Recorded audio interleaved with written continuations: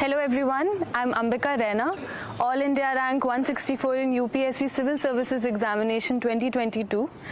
ये मेरा तीसरा अटेम्प्ट था और तीनों बार ही मैं प्रीलिम्स पास कर पाई थी।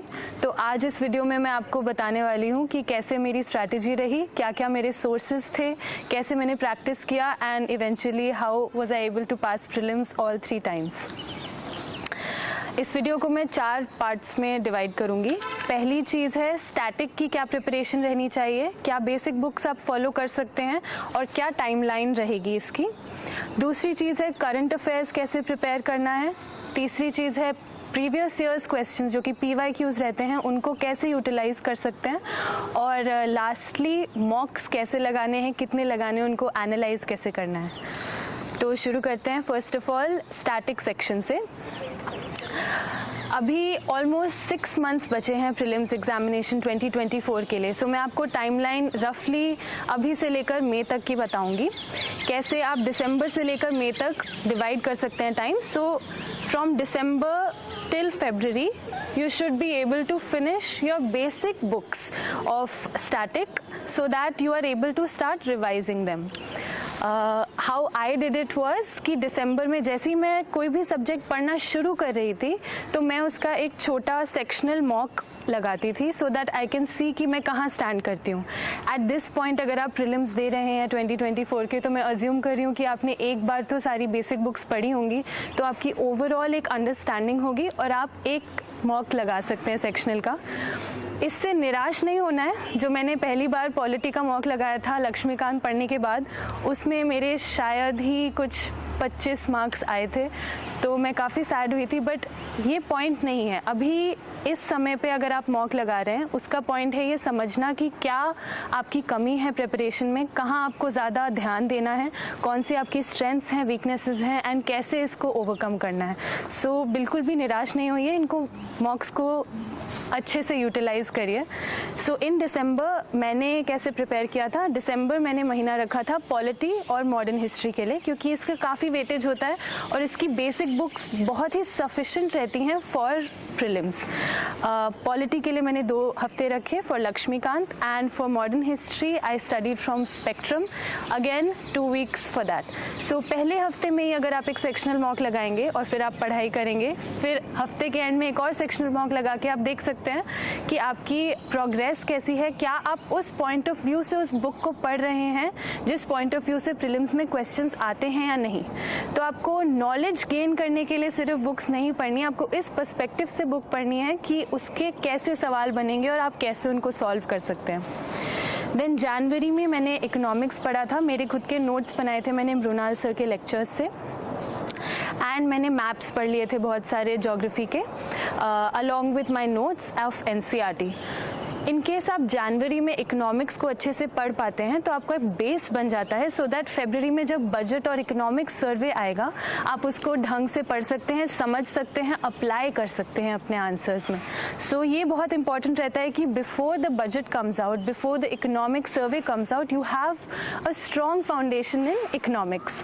सो from December to January 4 subjects आपके पूरे हो गए, polity, modern history, economics as well as geography. अब आते हैं फरवरी में।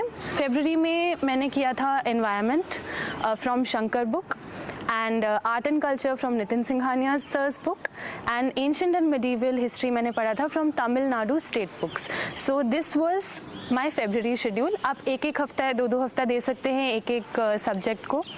सबसे ज़्यादा इम्पॉर्टेंट क्या रहता है इसमें कि आप जो सेक्शनल टेस्ट हैं, जो मॉक्स होते हैं sectional test of prelims mocks, उनको सही तरीके से यूटिलाइज करें, क्योंकि आप कांस्टेंट फीडबैक लूप में जा सकते हैं। अगर आप एक सेक्शनल टेस्ट दे रहे हैं, आप समझ रहे हैं ये मेरी वीकनेस है, यहाँ पे मुझे नहीं समझ आ रहा है, ये मेरी गलतियाँ हो रही हैं, और फिर आप जाके फिर से पढ़ रहे हैं वो बेसिक बुक और समझ रहे हैं कि कैसे आपको आंसर करना है, तो वो आपके लिए बहुत ज़्यादा फायदेमंद होगा और आपका माइंड एक तरह से ट्रेन हो जाएगा कि कैसे सवाल को देखना है और उसका आंसर कैसे देना है।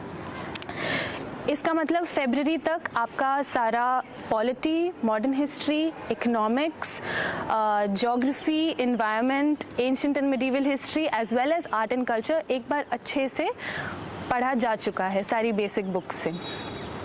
इसके बाद आते हैं हम करंट अफेयर्स सेक्शन पे। करंट अफेयर्स एक बहुत ही ऑनगोइंग प्रोसेस रहता है। मैं रोज़ 2 न्यूज़पेपर्स पढ़ती थी, the Hindu and Indian express. आप एक भी अगर बहुत रिलीजियसली फॉलो कर रहे हैं तो आई फील वो इनफ हो सकता है, as long as you are compensating in the other department such as current affair dailies, current affair monthlies. I used to solve 10 questions every day, जो कि बहुत सारी कोचिंग इंस्टीट्यूट्स होते हैं वो रोज़ 5 क्वेश्चंस अ डे ऐसे करके बनाते हैं रोज़ प्रीलिम्स के लिए। तो मैं रोज़ 2-3 वेबसाइट से 5-10 क्वेश्चन सॉल्व करती रहती थी रात को बैठ के। बहुत ही कैजुअल सा एटमॉस्फेयर होता है, इसको बहुत सीरियसली लेने की ज़रूरत नहीं है, बट जब आप रोज़ 5-10 क्वेश्चन सॉल्व करने की आदत बनाएंगे तो धीरे धीरे आपका स्टैमिना बनेगा, सो दैट आप 100 क्वेश्चंस भी एक साथ सॉल्व कर सकते हैं। सो करंट अफेयर्स के लिए क्या हो गया, एक तो हो गया डेली न्यूज़पेपर रीडिंग, बहुत ही रिलीजियसली करनी चाहिए। दूसरी चीज़ है फॉलोइंग डेली क्विजेस जो 5-10 क्वेश्चंस आते हैं of coaching institutes. Third most important thing is any coaching monthly magazine को आप फॉलो करें, बिकॉज उसमें बहुत माइन्यूट डिटेल्स होते हैं जो कि आप न्यूज़पेपर रीडिंग से शायद मिस आउट कर रहे हो। अगर आप न्यूज़पेपर डेली पढ़ रहे हैं तो आपको मंथली मैगजीन पढ़ना काफ़ी इजी रहेगा, बिकॉज काफ़ी सारी चीज़ें रिपीट होती हैं, एडिटोरियल्स रिपीट होते हैं, कॉन्सेप्ट्स रिपीट होते हैं, थीम्स रिपीट होती हैं। So it's kind of a revision, आप कॉन्स्टेंटली एक रिविजन मोड में चलते हैं तो आपके दिमाग में वो चीज़ अच्छे से बैठ जाती है। सो मैं कहूँगी करंट अफेयर्स के लिए newspapers, daily quizzes, monthly magazines, and then since हम लोगों ने फरवरी में अपना सारा स्टैटिक ख़त्म कर दिया था, March onwards you can start reading PT 365। ये जो पूरे साल का करंट अफेयर्स रहा है उसमें से जो भी इम्पॉर्टेंट स्टैटिस्टिक्स हैं, डेटा पॉइंट्स हैं, इम्पॉर्टेंट फैक्ट्स हैं, वो सारी चीज़ें कंपाइल करके रिलीज़ होती हैं PT 365 में, जो कि प्रीलिम्स पॉइंट ऑफ व्यू से बहुत ज़्यादा इंपॉर्टेंट रहती हैं। सो मार्च ऑनवर्ड्स आप PT 365 पढ़ना शुरू कर सकते हैं। इसको एकदम ध्यान से पढ़ें, एक एक लाइन इसकी इंपॉर्टेंट होती है, उसको एक बार में याद करने की कोशिश ना करें, ट्राई करें कि आप इसको 2-3 बार रिवाइज कर पाएँ सो दैट आपके दिमाग में वो बैठ जाए। So this was for current affairs. अभी हमने देखा पहली बात static books, second was current affairs, and thirdly how to use previous years questions. So इसके 2 तरीके हैं और मैं दोनों आपको बताना चाहूँगी। पहली चीज़ है प्रीवियस ईयर्स क्वेश्चंस। बहुत सारी कोचिंग की वेबसाइट्स होती हैं जिसमें वो सेग्रीगेटेड रखते हैं सब्जेक्ट वाइज। सो अगर आप हिस्ट्री पढ़ रहे हैं तो उसमें subject wise previous years question segregated रहेंगे, जो ज्योग्राफी पढ़ रहे हैं तो उसके क्या क्या क्वेश्चंस रहे हैं। तो पहले सबसे मार्च के महीने में मैं subject wise previous years questions देखना शुरू कर देती थी और उसके बेसिस पे अपना प्रिपरेशन और फाइन ट्यून करती रहती थी। जहाँ पे मुझे रिवीजन की ज़रूरत है वहाँ रिवाइज करती थी, जहाँ पे मुझे और पढ़ने की ज़रूरत है, कंटेंट डेवलप करने की ज़रूरत है, वहाँ पे कंटेंट डेवलप करती थी। सो प्रीवियस ईयर्स क्वेश्चन को बहुत स्मार्टली यूज़ करना है, क्योंकि ये एक बहुत कीन इंसाइट है into the minds of the examiner. जो एग्जामिनर है उसने आपको बहुत बेसिक सा, यूपीएससी आपको बहुत बेसिक सा सिलेबस देता है प्रीलिम्स का, उसमें इतना ज़्यादा कुछ इंसाइट नहीं मिल पाता है, बट आप सबसे ज़्यादा इंसाइट प्रीवियस ईयर्स क्वेश्चन से देख सकते हैं। जब आप प्रीवियस ईयर्स क्वेश्चंस को अच्छे से पढ़ेंगे, समझेंगे कि वो क्या पूछना चाहते हैं, तो एक तरह से आपका माइंड ऐसे वर्क करने लगेगा कि क्या एग्जामिनर ढूंढ रहा है, किस टाइप के सवाल पूछे जा रहे हैं। So previous years questions first of all subject wise आप पढ़ लें।